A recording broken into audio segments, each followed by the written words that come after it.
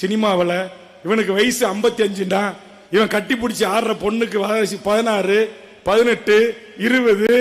கேவலமான பாட்டு, கேவலமான கதை வசனம், கேவலமான ஆடல், கேவலமான குத்தாட்டம், இப்படி போட்டு ஆடி நடிச்சு நீ இன்கம் டாக்ஸ் கட்டாம பல்லாயிரம் கோடியை சம்பாதித்து 50 வயது ஆச்சு, முடி கொண்டு போச்சு, டோப்பா வச்சுக்கிட்டு கருப்பு டை அடிச்சுக்கிட்டு வந்து சினிமாவில் நடிச்சு முடிச்ச பிறகு நாங்க வருவோம், நாங்க நேரா செயின் சார்ஜ் கோட்டைக்கு தான் போவோம், எங்களுக்கு வாக்களியுங்கள் என்று சினிமாக்காரர்கள் வந்தால் என் தமிழ் சமூகத்தின் பிரதியாக இருக்கிற என் நூற்றுக்கணக்கான தாய்மார்களே, உறவுகளே, இவர்களுக்கு வாக்களிக்கிற மக்களாக நாம் இருப்போம் என்று சொன்னால் நம்மை எப்படி காப்பாற்றிக் கொள்ள முடியும்? எப்படி காப்பாற்றிக் கொள்ள முடியும்? கொஞ்சம் சிந்திக்க வேண்டாம்?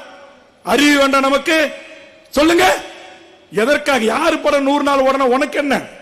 எதற்கு பாலாபிஷேகம்? எதற்கு மண்சோர் சாப்பிடுறீங்க? எதற்கு ஆடையை அவுத்து போட்டுட்டு வேப்பனையை கட்டிக்கிட்டு அங்க பிரச்சனை போறீங்க? அவனுக்கு 100 கோடி ரூபாய் வாங்கணும், 200 கோடி வாங்குவான், 200 கோடி வாங்குவான், 500 கோடி வாங்குவான். அவன் BMW கார் போவான், ஆடி கார்ல போவான், ஈசிஆர்ல பனையூர்ல பங்களா வச்சிருப்பான். உனக்கு என்ன இருக்கு? இங்க உன் அம்மாக்களுடைய கழுத்தை பாக்குற, காதை பாக்குற, மூக்க பாக்குற, ஒரு குண்டுமல்லி கூட தங்கம் இல்லாமல் வானம் பார்த்த பூமியில் உழைத்து ஓடாய் தேய்ந்து வாடிய வயிறோடு கைரேகை தேய தேய உழைத்த கரங்களுக்கு சொந்தக்காராக இருக்கிற நாம் இந்த நடிகர்களை பார்க்க போய் மிதிபட்டு சாக வேண்டுமா? மூச்சு திணறி சாக வேண்டுமா?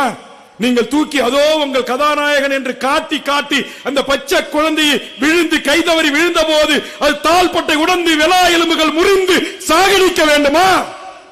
ஒரு சொட்டு தண்ணீர் இல்லாமல் வறண்டு வறண்டு 40 உயிர்கள் பலியாக வேண்டுமா? எண்ணி பார்க்க வேண்டும்.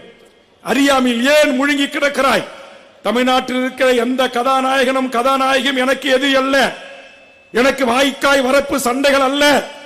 ஆனால் அதே நேரத்தில் சினிமா மோகத்தால் கட்டுண்டு கிடக்கிற என் இளைய தலைமுறையை, என் மாணவர் சமூகத்தை, உங்களை 10 மாதம் சுமந்து பெற்ற உங்கள் தாய் தந்தையை உங்கள் பிறந்த நாளுக்கு அவர்கள் காலில் விழுந்து அம்மா என்னை வாழ்த்துங்கள், பாட்டி என்னை வாழ்த்துங்கள் என்பதற்கு எவனோ ஒரு நடிகை காலிலே விழுகின்ற ஈழப்பிரவியாக தமிழ் சமூகம் இருக்கக்கூடாது என்பதற்காக தொண்டாவி போக கத்துகிறேன்.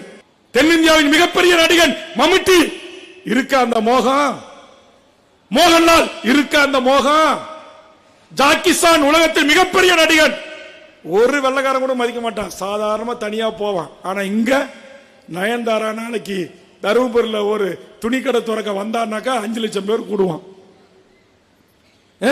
என்ன புரிதல்?